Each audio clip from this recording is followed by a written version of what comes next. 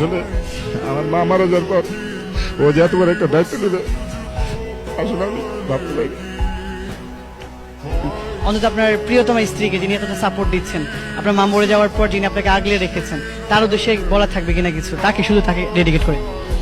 তার উদ্দেশ্যে আমার আমার আমার স্বামী সহিত কর্তব্য, আমার দোয়া রইল আল্লাহ তাআলা জানে এরকম স্ত্রী সবার ঘরেই দোষ। কারণ আমি মানে আমার চোখটা পানি বের দিছে আবার। Please please. আসলে আমার মা মারা যাওয়ার পর ও যে এত বড় একটা দায়িত্ব নেবে আসলে আমি ভাবতে পারি। ও মাই গড, শুকুর কাঁদছেন।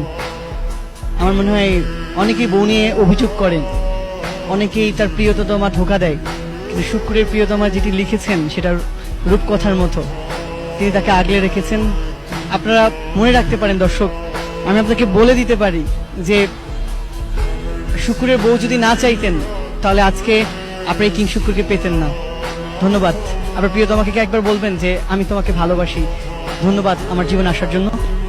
অবশ্যই অবশ্যই আল্লাহ তাআলার কাছে অনেক লাখ লাখ শুকরিয়া। আমার মাই ওকে পছন্দ করছিল, পছন্দ করে বিয়ে করেছিল। ইনশাআল্লাহ আমি অনেক খুশি যে এরকম একটা মেয়েতে। আমার মনে হয় শুক্র, আমি জানি না কোন ইন্টারভিউতে কেঁদেছেন কিনা, একজন উপস্থাপক হিসাবে এটা বড় পাওয়া। তার আবেগটুকু আমি বুঝতে পেরেছি, তার আবেগটুকু ছুঁতে পেরেছি। শুক্র, আপনি খেলে যান অনেকটুকু, খেলে যান পুরো বাংলাদেশ জুড়ে। আপনার জন্য অনেক অনেক শুভকামনা রইল। ধন্যবাদ।